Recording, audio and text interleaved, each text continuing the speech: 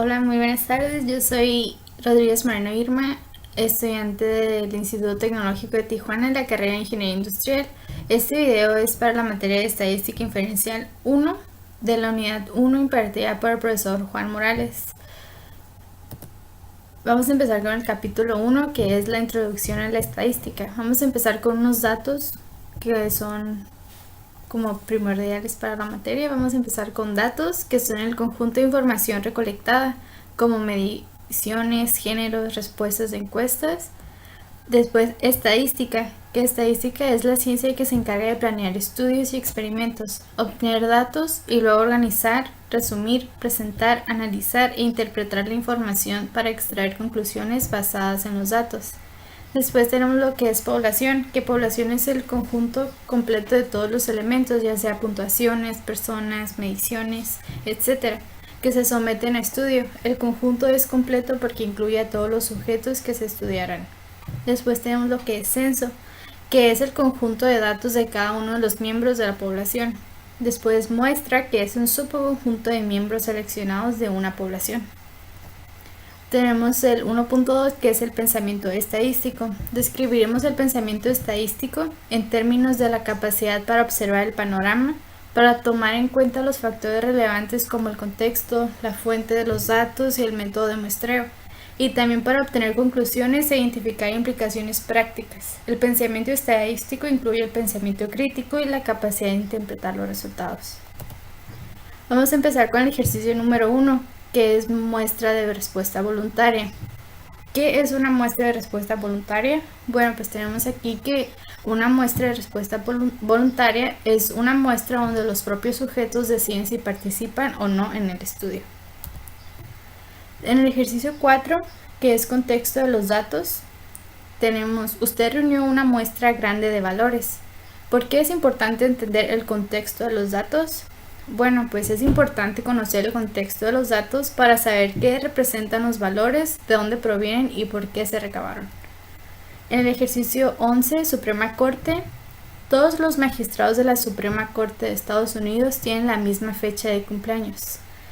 Tenemos que es posible, pero muy poco probable. Puede que todos hayan nacido en el mismo mes o en el mismo día, pero son de diferentes estados. Pero es posible, pero muy poco probable.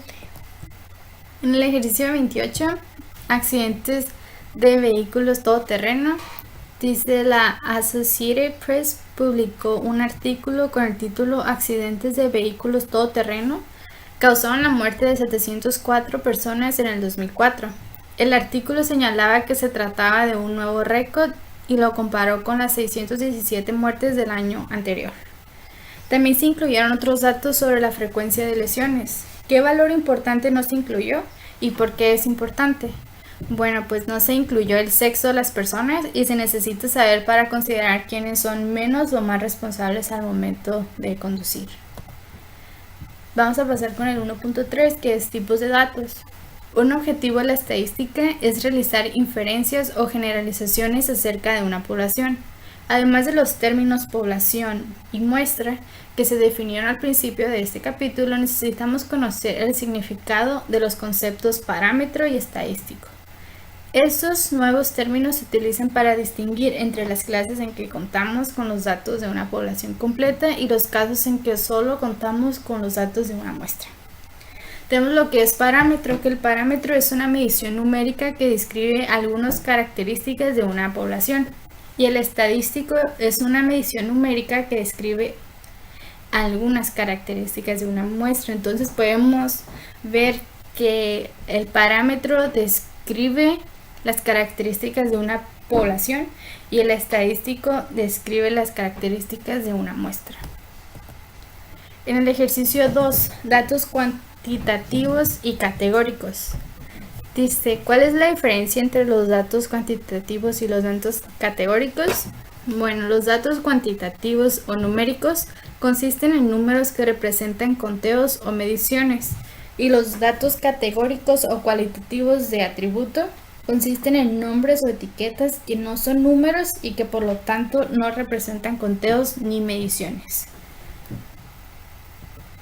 Ejercicio 13. Dispositivos para cruzar las calles. En la ciudad de Nueva York hay 3.250 dispositivos para cruzar las calles. Los peatones tienen que presionar un botón de dichos dispositivos ubicados en las intersecciones de tránsito para controlar las luces del semáforo.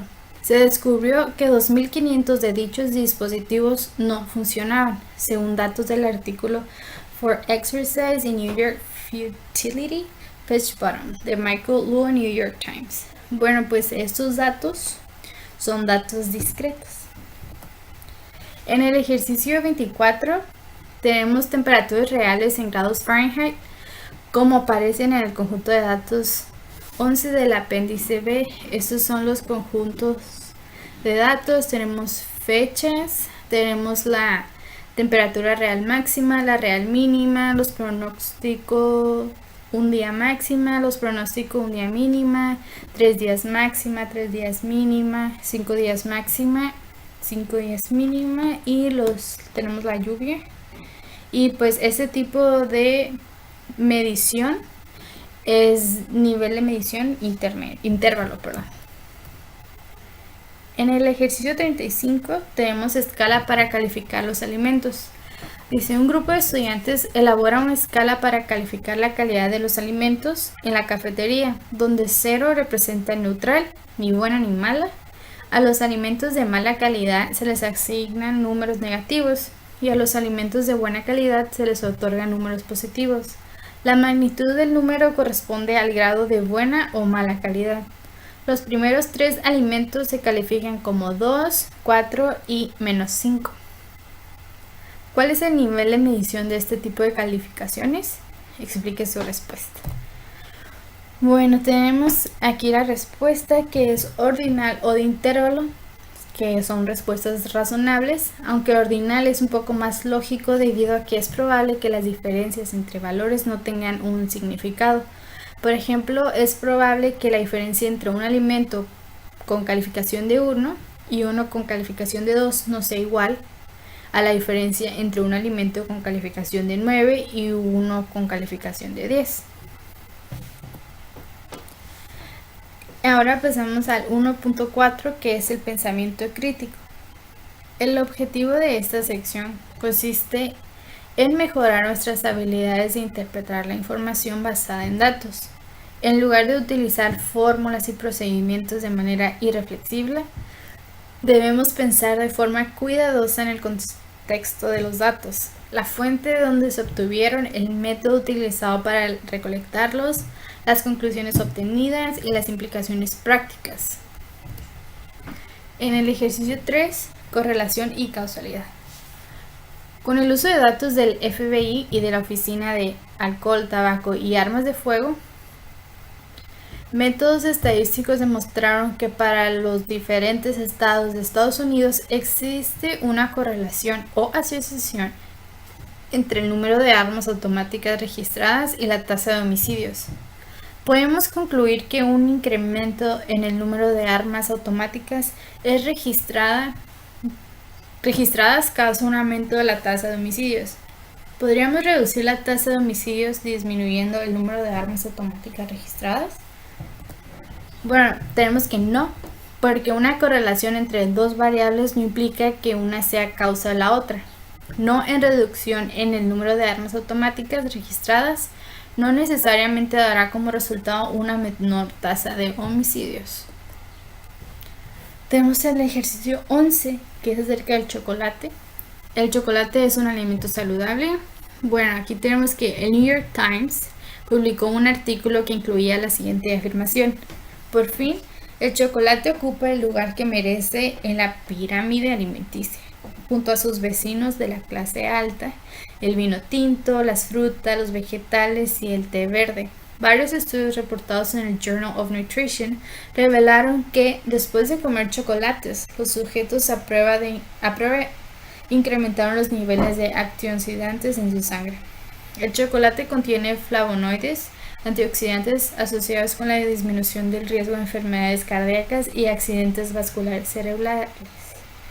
Mars Inc., la empresa de dulces y y la Chocolate Manufacturers Association financiaron gran parte de la investigación.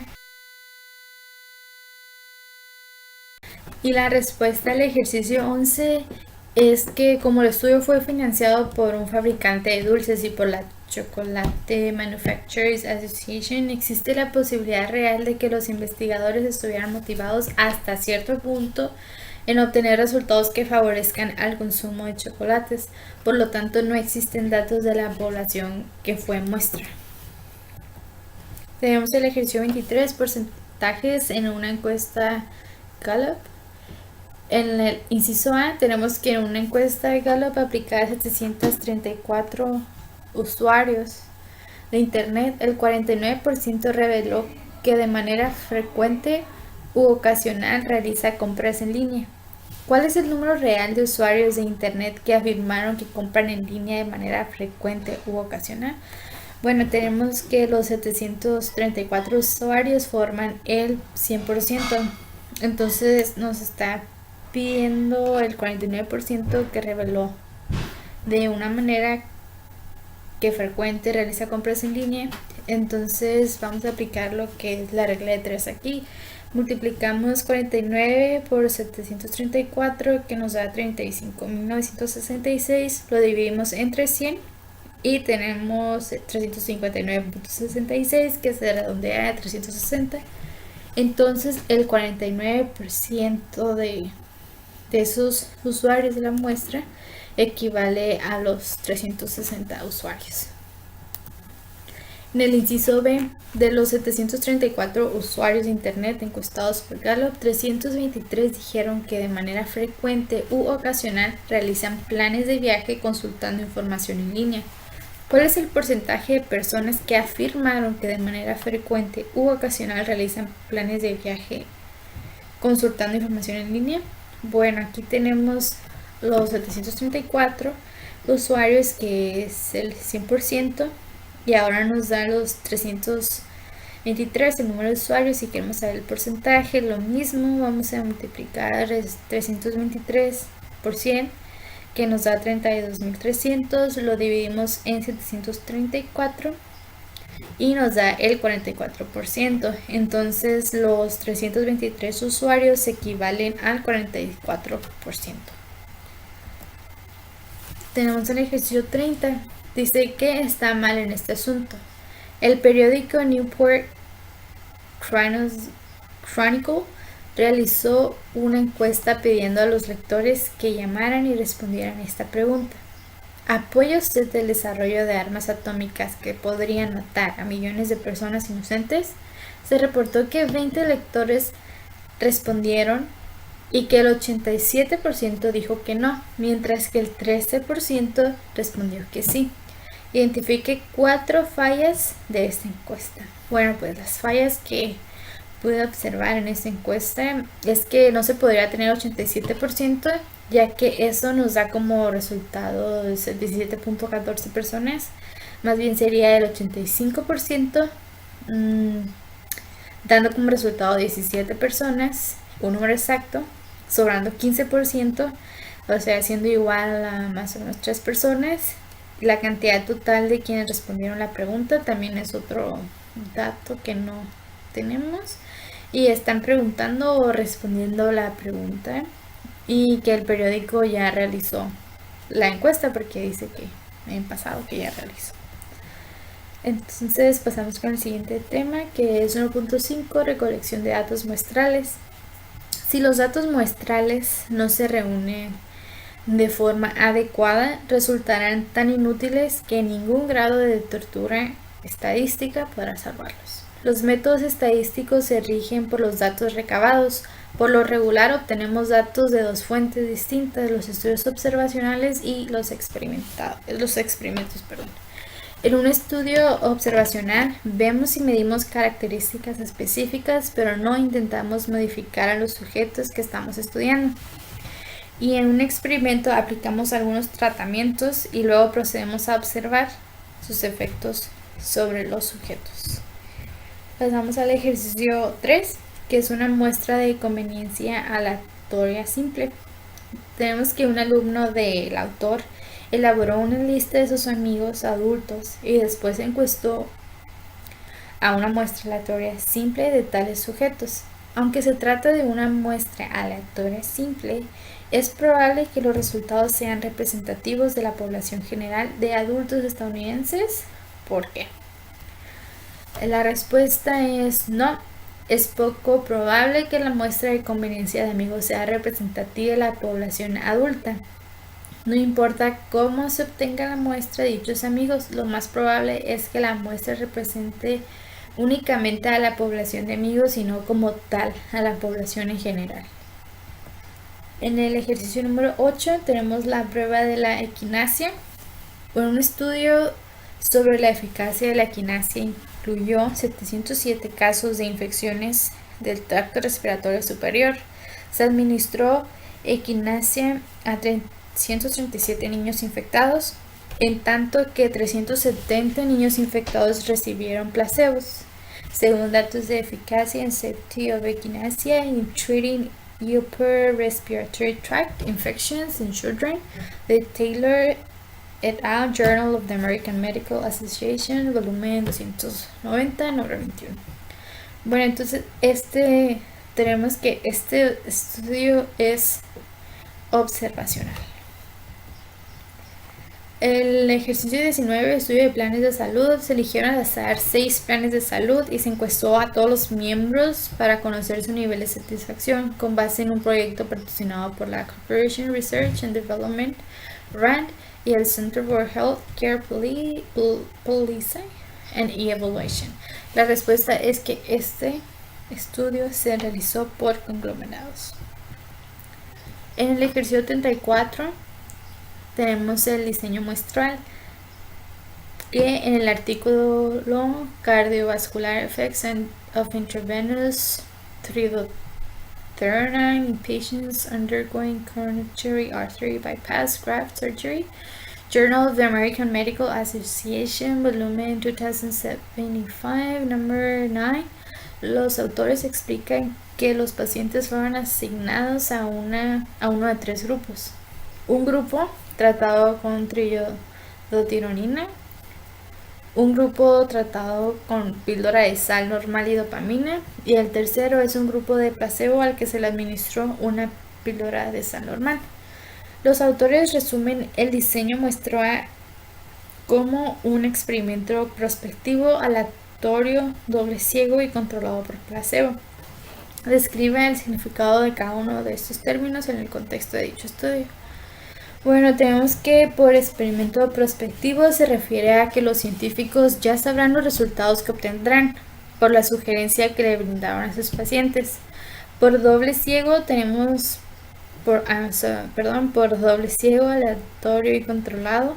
Por placebo se refiere a que los científicos les hicieron creer a los pacientes con placebo que serían curados sin necesitar de ser curados, ya que no están enfermos, ofreciéndoles un medicamento que no influye en cambios en su ingesta usando un método psicológico, dándoles también a otros pacientes que sí están enfermos el mismo medicamento aparte de la dopamina que sí los curaría, algo así como un engaño. ¿Listo, Peri? ¿Listo? Ok, continuamos con el capítulo 2, que es resumen y gráficas de datos. Tenemos las distribuciones de frecuencia. Cuando trabajamos con grandes conjuntos de datos, a menudo es útil organizarlos y resumirlos elaborando una tabla llamada distribución de frecuencia. Una distribución de frecuencia o tabla de frecuencias indica cómo un conjunto de datos se divide en varias categorías o clases. Al listar todas las categorías junto con el número de valores, los datos que hay en cada una. Tenemos aquí algunas definiciones importantes que son los límites inferiores. Los límites inferiores de clase son las cifras más pequeñas que pueden pertenecer a las diferentes clases. Los límites superiores de clase son las cifras más grandes que pueden pertenecer a las diferentes clases. Las fronteras de clase son las cifras que se utilizan para separar las clases, pero sin los espacios creados por los límites de clase. Tenemos las marcas de clase, que son los puntos medios de las clases, la anchura de clase, es la diferencia entre dos límites inferiores de clase consecutivos o dos fronteras inferiores de clase consecutivas en una distribución de frecuencias. Ya. Bueno, seguimos con el ejemplo. Este ejemplo es de pulso de hombres. Dice, utilice los pulsos de los hombres para construir la distribución de frecuencia. Incluye 10 clases. Estos es los datos, la tabla 2.1, que tenemos los pulsos latidos por minutos de hombres y mujeres. En este caso nos vamos a basar en esos datos, que son los de los hombres, y tenemos que construir la distribución de frecuencias. Aquí tenemos el límite inferior, límite superior, la frecuencia, la anchura de clases, número de clase, valor mayor y valor menor. Entonces lo primero que hicimos fue introducir el valor menor de los datos que presentamos anteriormente, el valor mayor y el número de clase que nos pedía que era 10. Entonces aquí pusimos el número 10 y nos dio la anchura de clase 4. Entonces aquí podemos ver 1, 2, 3 y 4, que es la anchura de clase. Entonces empezamos con el límite inferior, que es el valor menor, 56. Le sumamos 10, 66. Nos pasamos al 67, más 10, 77, 78, más 10, 88, 89, más 10, 99. Y para la frecuencia son los números que se encuentran en el límite inferior y el límite superior.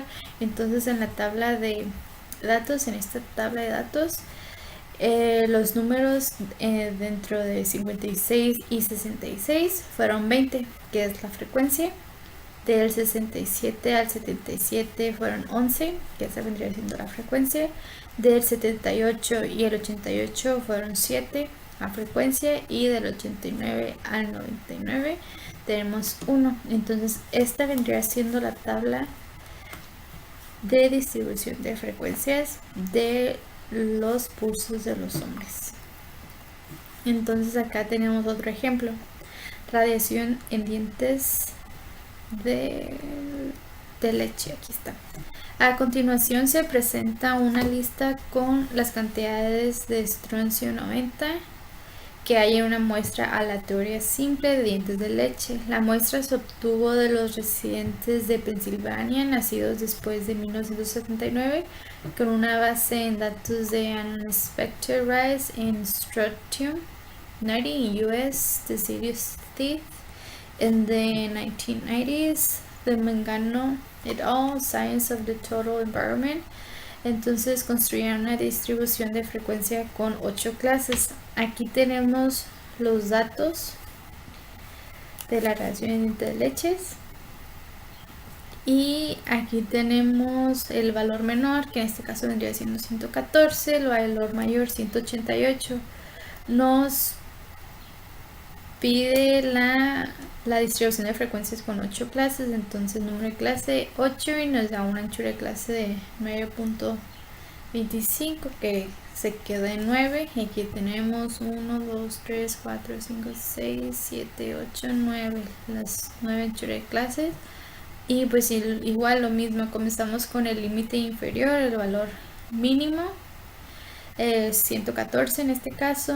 Sumamos el número de clases 8, nos da 122, 123 más 8, 131, 132 más 8, 140, 141 más 8, 149, 150 más 8, 158, 159, 167, 168 más 8, 176, 177 más 8, 185, 186 más 8, 194. Y lo mismo, contamos los números que hay desde el límite inferior y límite superior de todos los límites inferiores y superiores. Y en este caso la frecuencia de las primeras cantidades fueron 3. Entonces después en el 123 al 131 hay 3 números, en el que este caso son la frecuencia de 3. Del 132 al 140 están 5. Del 141 al 149 existen 8. Del 150 al 158 hay 13 números. Del 159 al 167 hay 5 números. Del 168 al 176 3 números, del 177 al 185 nos dio 0 y del 186 al 194 nos dio 1. Entonces estas vendrían siendo las frecuencias de los límites inferiores y superiores. En el ejercicio 2, distribución de frecuencias relativas. Después de construir una distribución de frecuencias relativas que resuma las puntuaciones del C1 de estudiantes universitarios, ¿a cuál debería ser la suma de las frecuencias relativas? Entonces tenemos que la frecuencia relativa, F relativa es igual a F de clases, la suma de todas las frecuencias. Aquí en el ejercicio 9 dice identificación de la distribución. Si hacemos una interpretación estricta de los criterios relevantes descritos en la página 50, parece que la distribución de frecuencia del ejercicio 5 tiene una distribución normal. Si los criterios se interpretaran con poco rigor, parecería que la distribución es normal. Aquí tenemos la respuesta. La respuesta es: si los criterios se interpretan de manera muy estricta, parece que la distribución no es normal, principalmente debido a la falta de simetría entre las frecuencias de 0 y 7. Sin embargo, si los criterios se interpretan de manera poco estricta, parece que la distribución es normal. Entonces pasamos al ejercicio 24, que es pesos de papel desechado.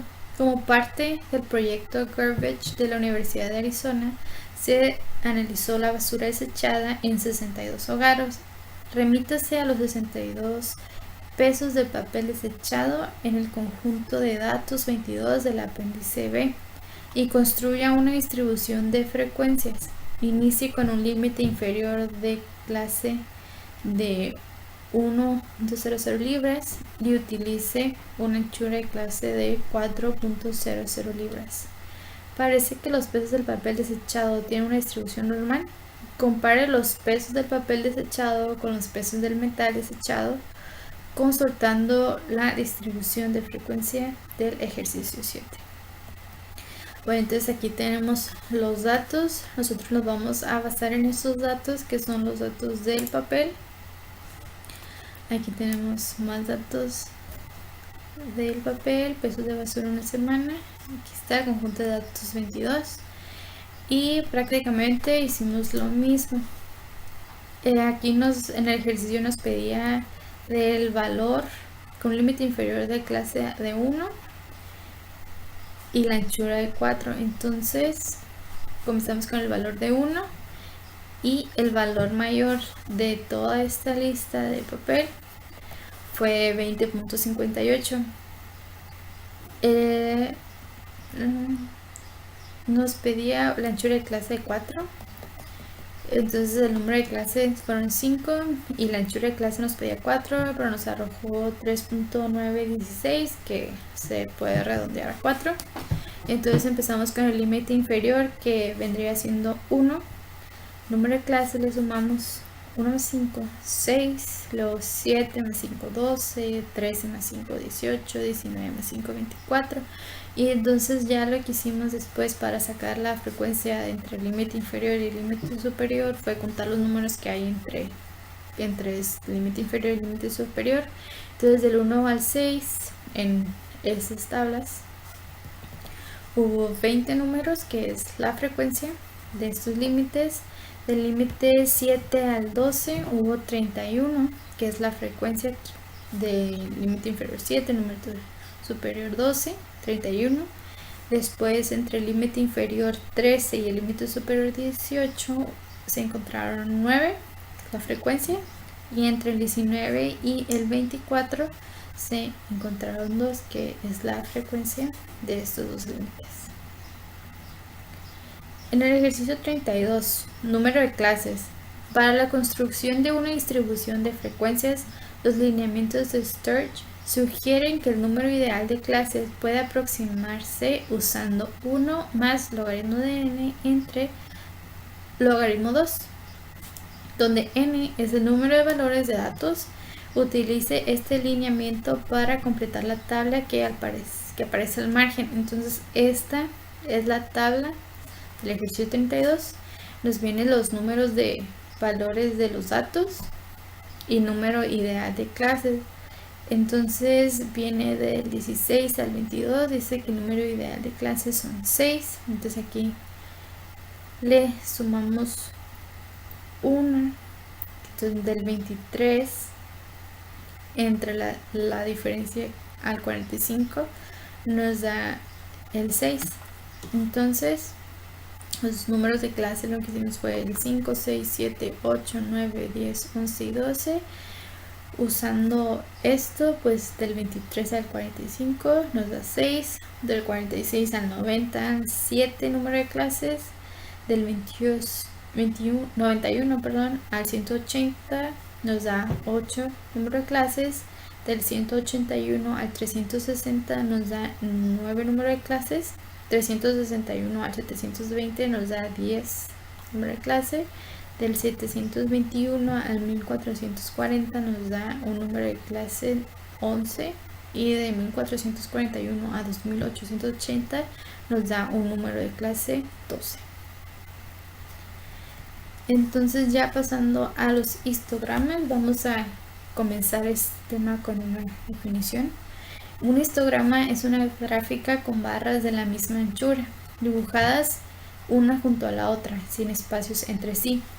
La escala horizontal representa clases de valores de datos cuantitativos, en tanto que la escala vertical representa frecuencias. Las alturas de las barras corresponden a los valores de frecuencia. Ejemplo, bueno, empezamos con el primer ejemplo de histogramas, que es los datos son del Departamento de Salud y Servicios Humanos de Estados Unidos, National Center for Health Statistics, their National Health and Nutrition Examination Survey.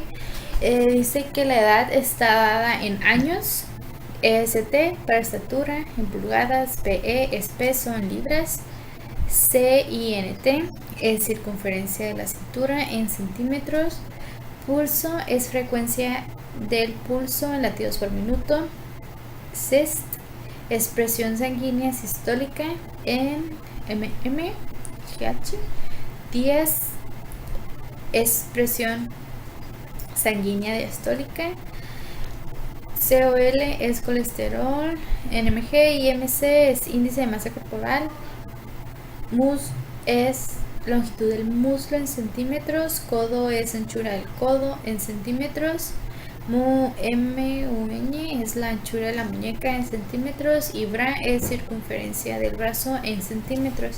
Entonces aquí nos dice que realicemos los histogramas de la edad, estatura en pulgadas, peso en libras, pulso e IMC, que vendría siendo el índice de masa corporal. Entonces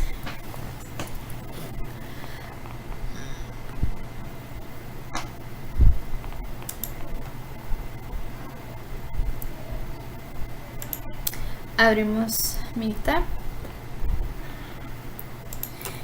y aquí tenemos ya los datos capturados de la edad. Fueron 40 datos. Aquí tenemos los datos de la estatura, peso, pulso, el IMC. Y entonces nos dice que creemos un histograma para cada uno, para edad, estatura, peso, pulso e IMC. Entonces nos vamos a gráfica, histograma, simple, aceptar. Nos vamos primero por la edad, aceptar. Y aquí tenemos nuestro primer histograma de la edad. Aquí tenemos la frecuencia y las edades. Y ahora nos vamos otra vez a gráfica, histograma, simple, aceptar. Ahora nos vamos para el de la estatura, le damos doble clic, aquí tenemos estatura, aceptar. Y ahora tenemos el histograma de la estatura, que viene siendo igual acá a la frecuencia y la estatura.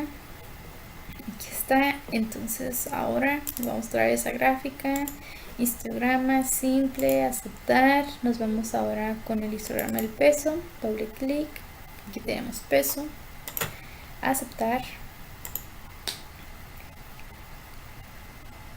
Y aquí tenemos el histograma del peso, y las frecuencias. Ahora nos vamos con el histograma del pulso. Entonces vamos a gráfica, histograma, simple, aceptar, pulso, doble clic, aquí tenemos pulso, aceptar. Y aquí está nuestro histograma del pulso. Tenemos el pulso y la frecuencia. Nos vamos ahora al IMC, le dice masa corporal, gráfica, histograma, simple, aceptar, doble clic a IMC, aceptar. Y ahora tenemos el histograma del IMC, que tenemos pues las frecuencias y el índice de masa corporal.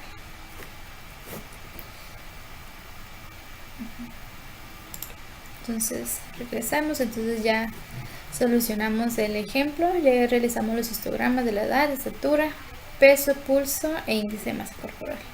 Ahora nos vamos con otro ejercicio de PowerPoint que dice que realizar los histogramas de cintura, que es cint, la circunferencia de la cintura en centímetros, muslo, la longitud del muslo en centímetros, codo es la anchura del codo en centímetros, y MUN es anchura de la muñeca en centímetros, y bra es la circunferencia de brazo en centímetros. Aquí tenemos la tabla, la cintura, la muñeca, el bra, el codo, el muslo.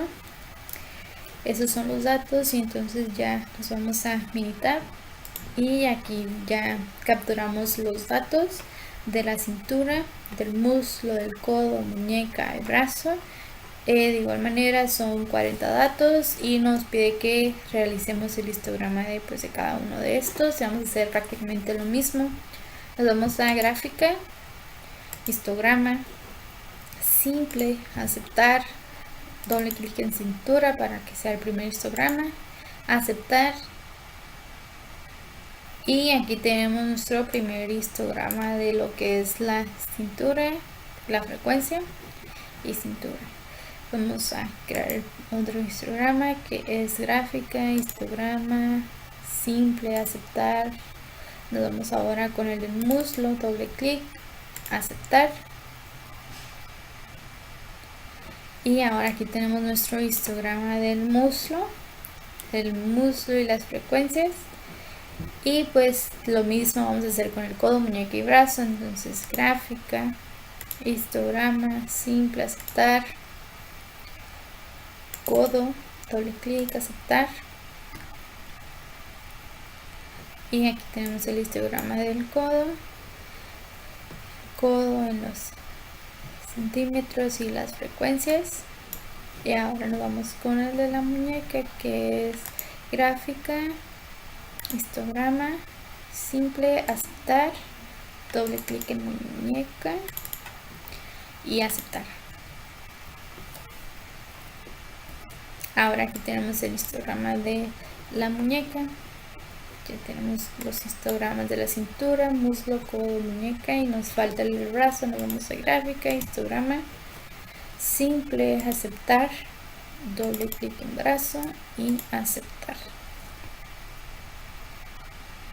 Entonces aquí está el histograma del brazo, las frecuencias y el brazo, las medidas del brazo. Y entonces ya tendríamos nuestros 5 histogramas, uno de cintura, muslo, codo, muñeca y brazo. Entonces así de sencillo es realizar los histogramas en el programa de Minitab.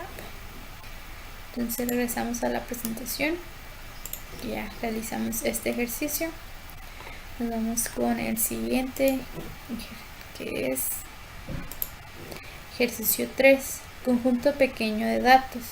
Dice que la población de las edades de todos los presidentes de Estados Unidos con un grado militar en el momento de la toma de posesión es de 62, 46, 68, 64, 57. ¿Por qué no tendría sentido construir un histograma para cada conjunto de datos? Con un conjunto de datos tan pequeño, La verdadera naturaleza de la distribución no se puede observar en un histograma, ya que para que el histograma se pueda observar mejor necesitamos pues una mayor cantidad de datos. Ejercicio 14. Medidas del voltaje de un generador. Dice, utilice la distribución de frecuencias del ejercicio 22 en la sección 2.2 para construir un histograma. Si se utiliza una interpretación muy poco estricta de los criterios relevantes, parece que el resultado de una distribución es una distribución normal. Entonces nos vamos a ir a Minitab. Aquí están los datos del generador. Nos vamos a hacer un histograma, entonces nos vamos a gráfica, histograma, simple, aceptar, generador, aceptar, y ese es el histograma del generador. Dice que la pregunta que si parece un resultado, parece que el resultado es una distribución normal. No del todo normal, porque el histograma para que sea normal tiene que como subir y de aquí volver a bajar. Entonces si no tuviéramos esta parte, si pareciera un histograma normal. Entonces la respuesta es no, no parece el resultado, no parece que es una distribución normal. Entonces vamos al ejercicio 22, que dice interpretación de los efectos de los valores atípicos. Remítese al conjunto de datos 21 del apéndice B sobre las cargas axiales de las latas de aluminio de 0.111 pulgadas de grosor.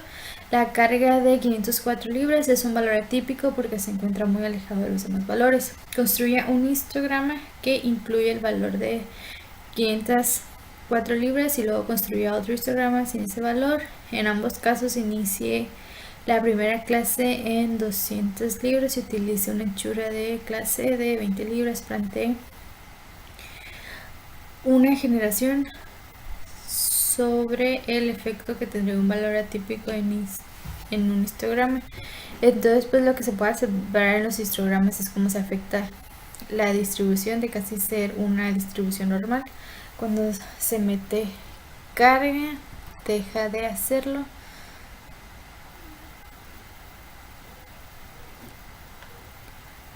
Pero hay que cortar. En el ejercicio 22, interpretación de los efectos de los valores atípicos. Dice, remítase al conjunto de datos 21 del apéndice B sobre las cargas axiales de las latas de aluminio de 0.0111 pulgadas de grosor. La carga de 504 libras es un valor atípico porque se encuentra muy alejado de los demás valores.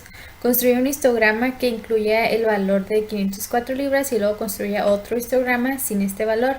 En ambos casos, inicie la primera clase en 200 libras y utilice una anchura de clase de 20 libras. Plantea una generalización sobre el efecto que tendría un valor atípico en un histograma. Entonces nos vamos a ir a Minitab. Aquí tenemos la carga de 504 libras y la otra carga con 504. Entonces vamos a realizar el primer histograma. Vamos a gráfica, histograma, simple, aceptar y carga de 404 libras, aceptar.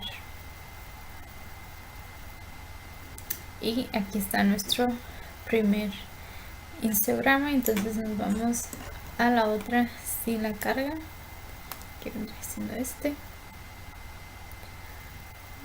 Le damos a gráfica, histograma, simple, aceptar, carga y aceptar. Entonces ya tuvimos los dos. Este es con la carga de 504 y esto es sin la carga. Entonces lo que se puede observar en los histogramas es cómo se afecta la distribución. De ser casi una distribución normal, cuando se mete la carga deja de serlo. Aquí está. Cuando parece ser que es normal, se metió la carga de 504, entonces dejó de ser normal.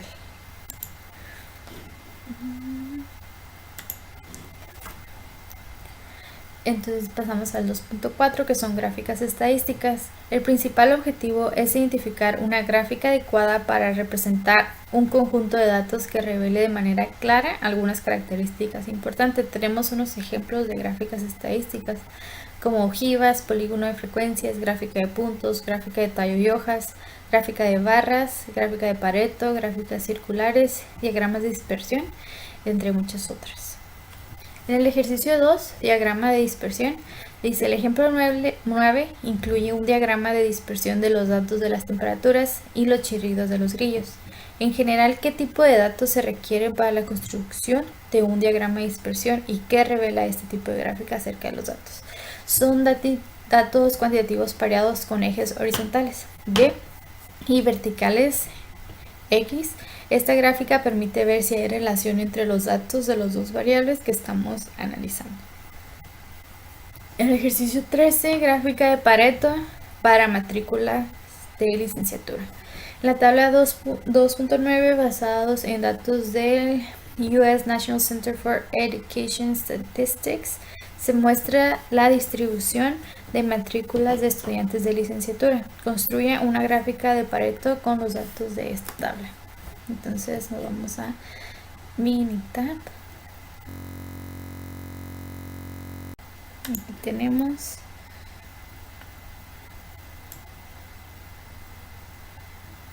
seleccionamos esto, nos vamos a estadísticas, herramientas de calidad, diagrama de Pareto, universidad, frecuencia relativa, aceptar, y aquí tenemos nuestro diagrama de Pareto de la universidad con las frecuencias relativas, pública de 4 años, pública de 2 años, privada de 4 años y otro con sus porcentajes. Y entonces aquí tenemos la gráfica de Pareto.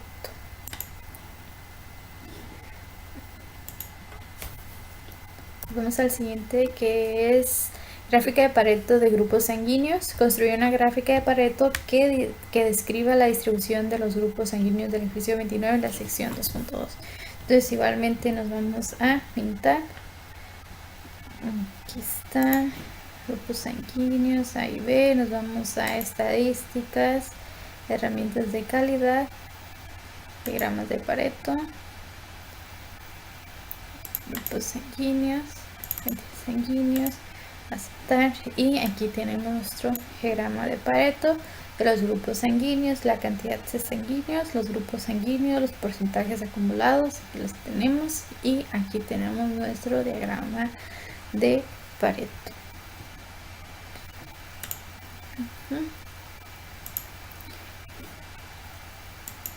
En el ejercicio 28, gráficas de tallo y hojas expandidas y condensadas, remítase a la gráfica de tallo y hojas del ejemplo 5 para realizar lo siguiente. La gráfica de tallo y hojas se puede expandir subdividiendo los renglones en hojas que tengan dígitos del 0 al 4 y dígitos del 5 al 9. A continuación se muestran los primeros dos renglones de la gráfica después de su expansión. Complete los siguientes dos renglones de la gráfica de tallo y hojas expandidas. Aquí tenemos esto, que es el inciso A y el inciso B. La gráfica de tallo y hojas se puede comenzar combinando renglones adyacentes. En continuación se muestra el primer renglón de la gráfica condensada. Observe que insertamos un asterisco para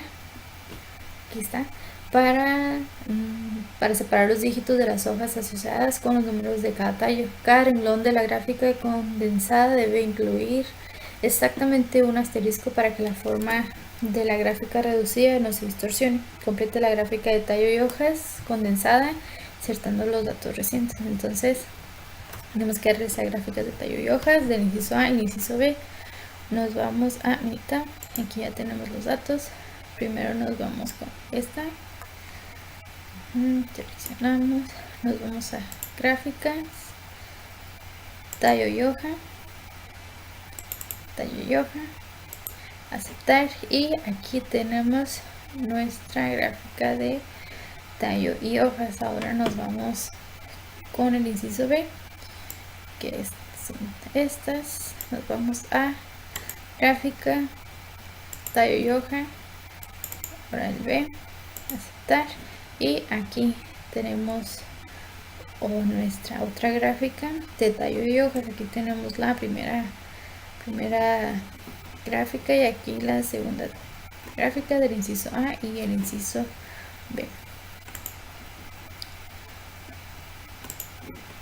Pasamos al siguiente tema, que es pensamiento crítico, gráficas inadecuadas. Dice que algunas gráficas son inadecuadas porque contienen errores y otras lo son porque, aunque sean técnicamente correctas, resultan confusas. Es importante desarrollar la habilidad para reconocer gráficas incorrectas y para identificar con exactitud los elementos confusos. Tenemos el ejercicio 3, la ética en la estadística. En el ejercicio 3, la ética en la estadística, dice: suponga que como reportero de un periódico, usted debe de graficar datos que muestren que un alto nivel de tabaquismo causa un mayor riesgo de cáncer pulmonar, puesto que se podría ayudar a la gente y salvar vidas al crear una gráfica que exagere el riesgo del cáncer pulmonar. ¿Sería ético construir esta gráfica de este tipo?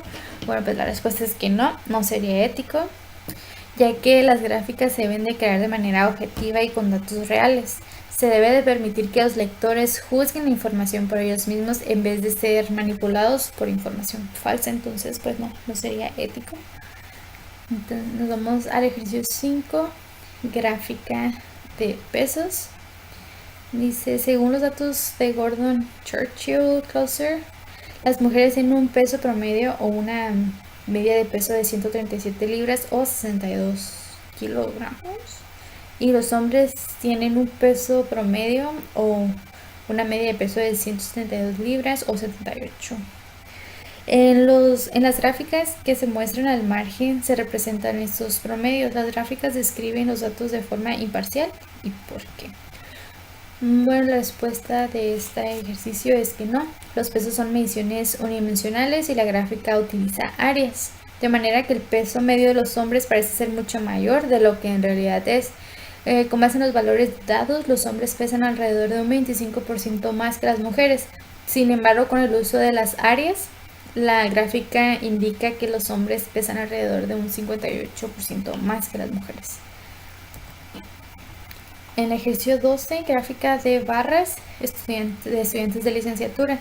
Dice: en un año reciente, el 38.5% de los estudiantes de licenciatura asistían a universidades con programas académicos de 2 años, y el resto de los estudiantes de licenciatura acudían a universidades con programas de 4 años, según datos del US National Center for Education Statistics. El inciso A es: construye una gráfica de barras que sea engañosa al exagerar la diferencia entre los dos porcentajes. Y B, construye una gráfica de barras que describa los datos de manera objetiva. Entonces, pues, nos vamos. Aquí tenemos lo que es la duración, 2 años, 4 años y los estudiantes. Para hacer la gráfica de barras, lo vamos a gráfica de barras, valores de una tabla, aceptar, estudiantes y la duración. Está. Entonces, aceptar. Y aquí tenemos nuestra gráfica de barras de duración, 2-4 años con los estudiantes, 38.5 y 61.5. Entonces ahora pasamos al capítulo 3, que es estadísticos para describir y explorar y comparar. En este capítulo presentaremos estadísticos importantes, incluyendo la media, la mediana y la desviación estándar. Entonces tenemos lo que son las medidas de tendencia central. Una medida de tendencia central es un valor que se encuentra en el centro o a la mitad de un conjunto de datos. En este apartado presentamos medidas de tendencia central, incluyendo la media, la mediana, como herramientas para analizar los datos. La media. Por lo general es la medida numérica más importante que se utiliza para describir datos. Comúnmente se le conoce como promedio. La mediana de un conjunto de datos es la medida de tendencia central que implica el valor intermedio cuando los datos originales se presentan en orden de magnitud creciente o decreciente. La mediana suele notarse con Y y se lee X con tilde. Y se lee X con tilde. La moda de un conjunto de datos es el valor porque se presenta con mayor frecuencia. Entonces tenemos aquí el ejercicio 2 de promedio. Dice, en un encabezado de US Today afirmaba que el ingreso familiar promedio cae de 2.3%. ¿Qué papel tiene el término promedio en estadística? ¿Se debería utilizar otro término en lugar de la palabra promedio? Bueno, pues en estadística el término promedio se conoce como el valor o la cantidad media que resulta de una división de la suma de los valores. Es el término adecuado ya que es el resultado de la sumatoria de los valores. El ejercicio 8, puntuaciones FICO. A continuación se presentan las calificaciones de crédito de una muestra aleatoria simple de la empresa FICO. Cuando se escribió este libro, la calificación FICO, media reportada, era 678. Al parecer, las puntuaciones FICO de la muestra son consistentes con la media. Entonces, la respuesta de la media es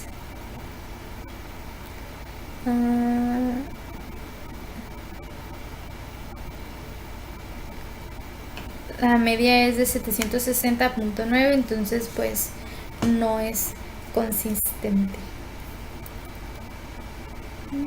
Entonces pues ya sabemos que para sacar la media pues es la sumatoria de todas esas cantidades del 714, 751, 664, 789, 818, 779, 668, 836, 753, 834, 693 y 802 entre la cantidad de las cantidades que tenemos. Entonces nos dio que la medida es de 760.9, entonces pues no es consistente.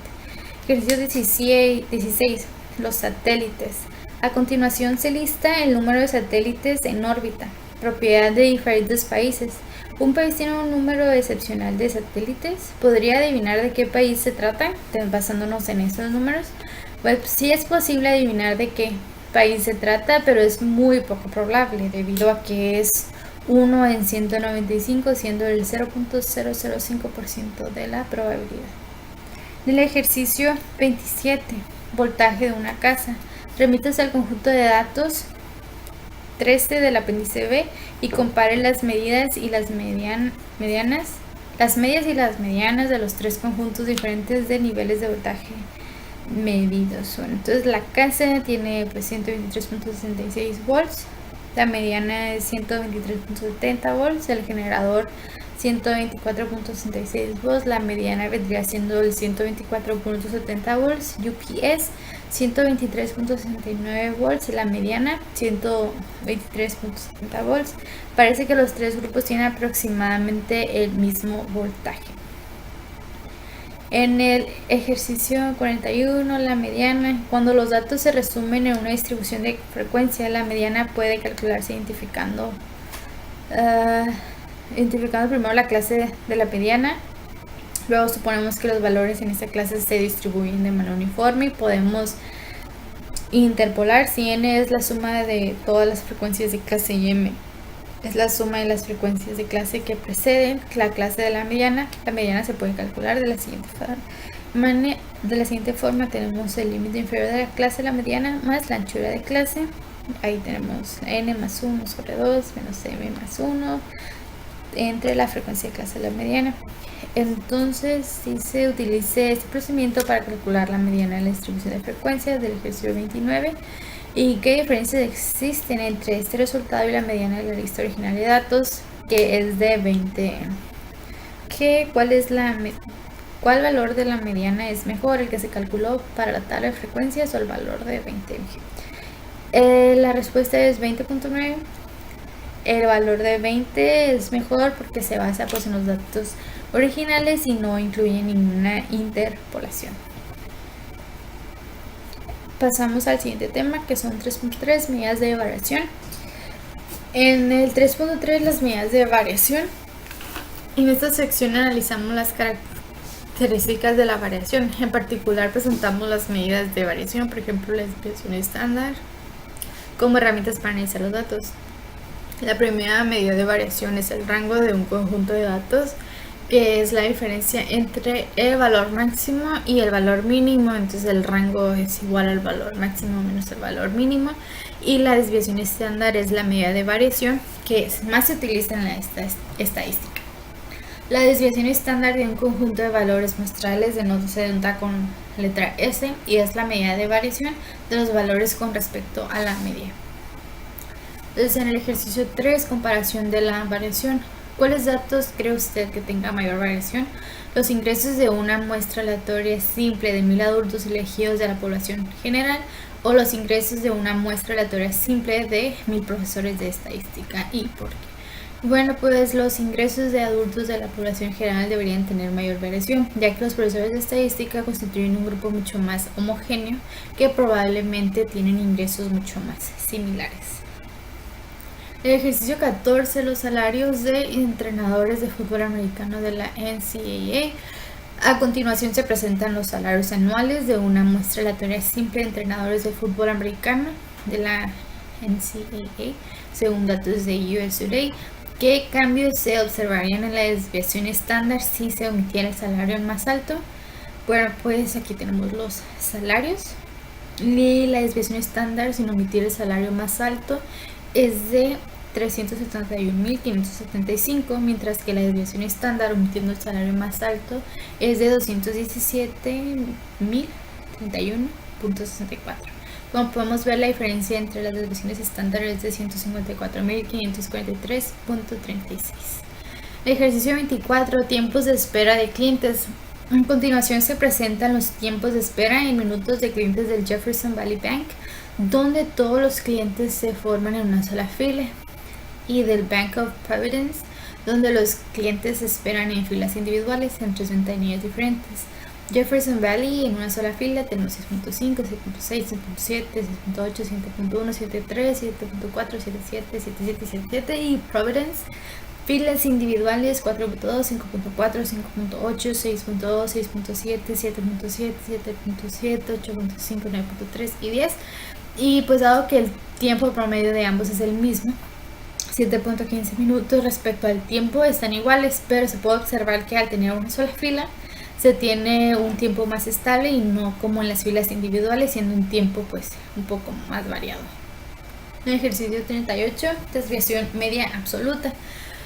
Permite que una población consista en los valores 1, 3 y 14. Se trata de los mismos valores utilizados en ejemplo 1, los cuales representan el número de satélites militares de inteligencia propiedad de India, Japón y Rusia. Demuestre que cuando se eligen al azar muestras de tamaño 2 con reemplazo, las muestras tienen desviaciones medias absolutas que no se concentran alrededor del valor de la desviación media absoluta de la población. Bueno, pues como la desviación media absoluta requiere que usemos valores absolutos, se emplea una operación que no es algebraica. Las operaciones algebraicas pues ya sabemos que incluyen pues la suma, multiplicación, raíz cuadrada, elevación de potencias enteras o fraccionarias. Sin embargo, el valor absoluto no está incluido en las operaciones algebraicas. Entonces el uso de valores absolutos crea problemas algebraicos en los métodos inferenciales de la estadística, los cuales se pues van a analizar en capítulos más adelante. Pasamos al 3.4, medidas de posición relativa y gráficas de caja. En esta sección presenta medidas de posición relativa, que consisten en números que indican la ubicación de valores de datos con respecto a otros valores dentro de un conjunto de datos. El concepto más importante de esta sección es la puntuación Z, que se utilizará a menudo en los siguientes capítulos, y también estudiaremos los cuartiles y percentiles, que son estadísticos comunes, así como un nuevo tipo de gráfica estadística llamada gráfica de caja. Entonces, una puntuación Z o valor estandarizado es el número de desviaciones estándar que un valor X se encuentra por arriba o por debajo de la media.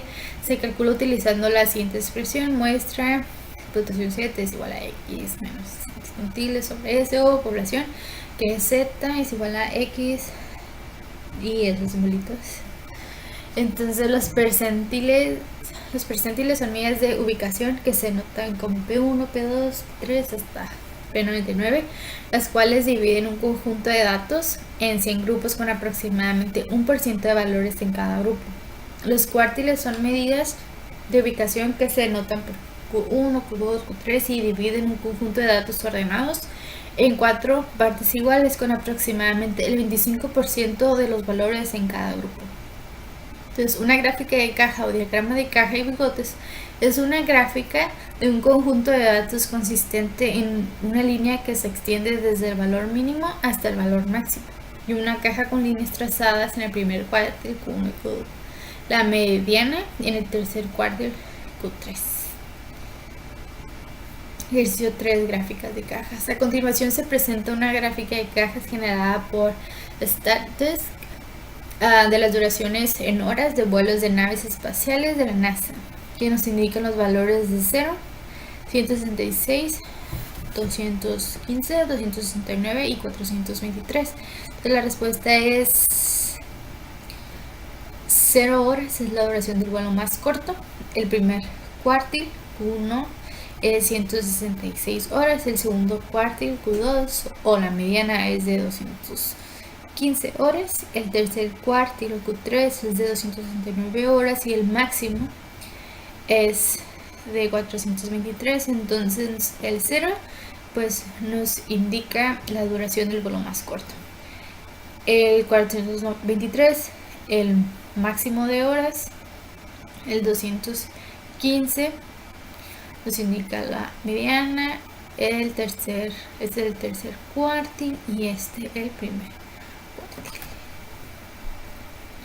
El ejercicio 16, percentiles. En los ejercicios 15 y 18 utiliza los valores ordenados indicados, los cuales corresponden a los puntos anotados en el Super Bowl durante un periodo reciente de 24 años. Calcule el percentil correspondiente al número de puntos anotados. Entonces en este caso nos dio 65 y pues el percentil correspondiente a los puntos anotados pues es 56.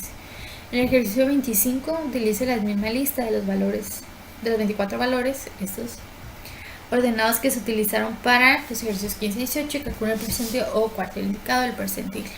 Pues 25 y la respuesta es 42. El ejercicio 38, déciles y quintiles. Para un conjunto de datos existentes, existen 9 déciles designados como de 1, de 2, hasta de 9, que separan los datos ordenados en 10 grupos, con aproximadamente el 10% de los valores en cada uno. También existen 4 quintiles que dividen los datos ordenados en 5 grupos, con aproximadamente el 20% de los valores en cada uno. Note la diferencia entre los quintiles y los cuantiles que describimos anteriormente en esta sección. Utilice las cifras de presupuestos de películas que incluyen en la tabla 3 y 4. Esta es la tabla. Y obtenga los déciles de 1, de 7, de 8. Utilice las cifras, presupuestos de películas que incluyen la tabla 3 y 4. Obtenga el cuarto. Entonces pues tenemos el primero, el de 1, que sería igual a 4.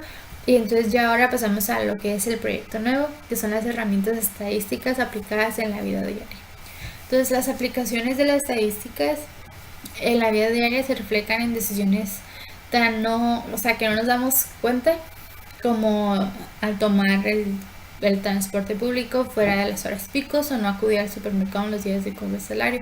O sea, ya sabemos todo esto porque ya tuvimos una experiencia previa o una información previa recabada en situaciones parecidas. Entonces la estadística es una ciencia referida a los datos que se recopilan, se organizan y se analizan en un marco de referencia temporal con el propósito de conocer los promedios, tendencias y posibilidades. Entonces, con base a medida de nuestras experiencias y resultados previos sobre algunas situaciones, pues ya eso nos ayuda en la toma de decisiones, y eso pues vendría siendo un poco de la estadística que presentamos en nuestra vida cotidiana. Entonces, en la preferencia también lo podemos ver en la estadística, en la preferencia por ciertas marcas, Los consumidores de bienes y servicios generalmente manifiestan preferencias por ciertas marcas del mercado. Esta tendencia es producto del pensamiento estadístico, según el cual la durabilidad de las cosas, de los productos que nos gusta comprar, la calidad, el nivel de satisfacción que este producto nos representa. En las finanzas personales, la planificación financiera de una persona es el vivo ejemplo de la aplicación de la estadística en la vida diaria. Por ejemplo, pues la relación entre los ingresos y los egresos determina la situación actual económica pues, de una persona, y estos datos sirven de fundamento histórico para la planificación de compromisos sucesivos, las proyecciones, como te ves de aquí en 2 años, calculando tus egresos y tus ingresos, y que requieren pues el trazado de ciertas estrategias para ser logrados. Estas decisiones pues son las que marcan la estadística en la vida diaria. Otro proyecto que se me ocurrió y el cual voy a estar trabajando en las próximas unidades es llevar un reporte de las personas que viven pues en mi colonia, en mi comunidad, o sea, de cuántos niños pueden existir de 0 a 5 años, o cuántos niños de 5 a 10, de 10 a 15, de 15 a 20 y así sucesivamente, para pues tener un cálculo más o menos de las personas que viven en mi comunidad, realizando histogramas u otras herramientas que vamos a ir aprendiendo en esta materia de estadística. Entonces pues ese vendría siendo mi proyecto, cómo aplico las herramientas de estadística en mi vida cotidiana. Y pues eso sería todo. Muchas gracias.